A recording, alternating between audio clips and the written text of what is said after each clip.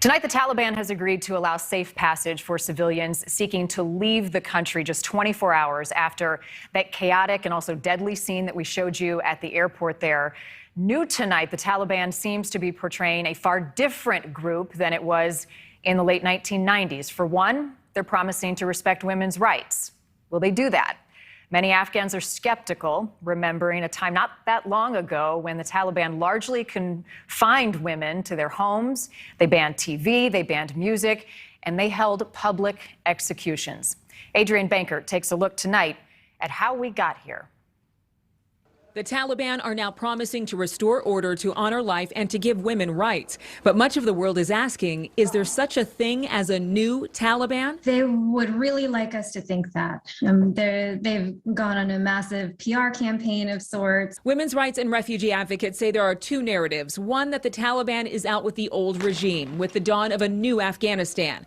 All while hundreds of thousands remain essentially trapped in their own country. The Taliban says they will allow for women to work and protect lives, at least according to one governing group. We are assuring the safety of all those who have worked with the United States and allied forces, whether as interpreters or any other field that they have worked with them. The UN Security Council calling for a united government. The new Talibani regime currently consists of both the Islamic Republic of Afghanistan and the Islamic Emirates. The latter says they are ordering its soldiers not to enter into any homes without permission, and that reports of young girls being forced into marriage by their guerrilla soldiers are false. But women's rights will be within Islamic rule, which vary region to region. People on the ground telling us in some areas, girls are allowed to go to school, and in others, they are not. Some of them have had to relocate so that they and can't go home because the Taliban has already raided their homes. There is fear because people don't know what's going to happen in their future. They don't feel it, like they don't understand if they're going to have food, if they're going to have money.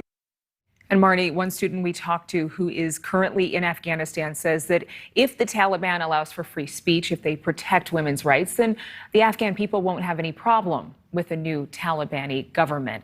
But most of the people, it appears, are fearing for their lives. They're concerned about how quickly, how swiftly the Biden administration took the soldiers out, even though this has been a years-long conversation about removing U.S. soldiers from Afghanistan. And a lot of people are fearing that this new Taliban is going to be the same brutal tyranny as we've seen over the past couple of decades, and a reversal of human rights and women's rights that they made progress with just a short time ago. And repeating history, something we've already seen. And the question still remains, if they resist Islamic rule, then what? Because 20 years ago when that happened, it wasn't just the woman who paid. It was oftentimes the family members as well.